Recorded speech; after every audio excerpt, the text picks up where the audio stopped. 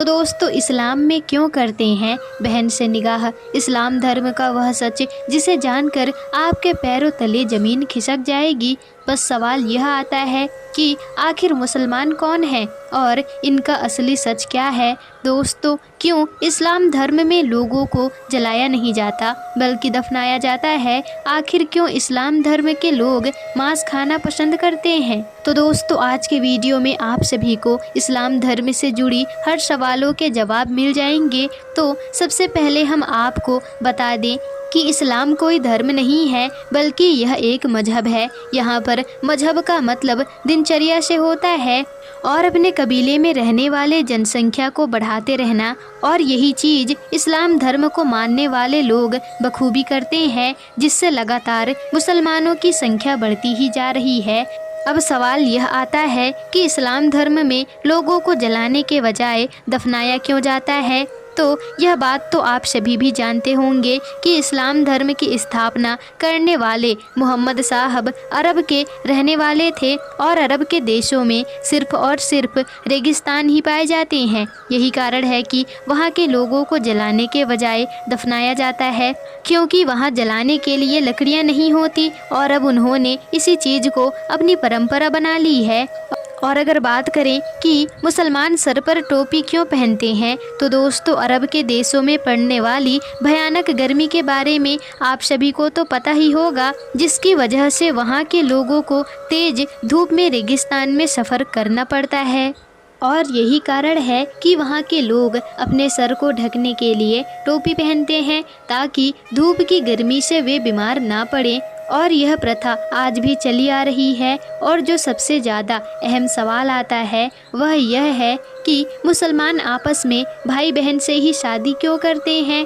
तो दोस्तों, यह लोग एक कबीले के खानाबदोश होते हैं, इसलिए आपस में भाई बहन का निकाह हो जाता है। इसलिए इन्हें शादी करने के लिए कहीं दूर रिश्ता ढूंढने की ज़रूरत नहीं होती। पर वह लोग शादी करने से पहले इस बात का ज़रूर ध्यान रखते हैं कि जिसके साथ वह शादी कर रहे हैं वह उसका सगा भाई या बहन ना हो।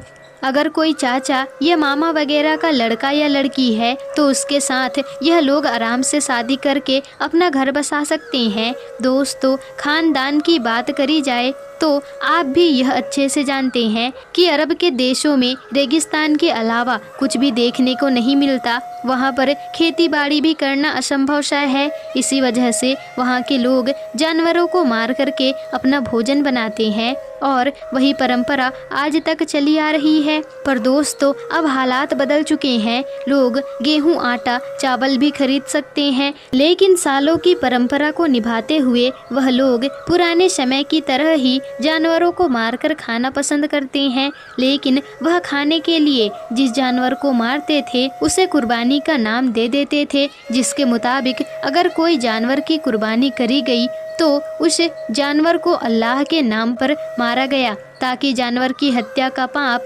उनके सर पर न आए। धीरे धीरे यह प्रथा बढ़ती चली गई और अब तो मुसलमान इसे एक त्योहार के रूप में मनाते हैं। मुसलमानों के कबीले की संख्या को अधिक से अधिक बढ़ाया जा सके, इसलिए कबीले के एक आदमी को 4 शादियां करने की भी इजाज़त होती है।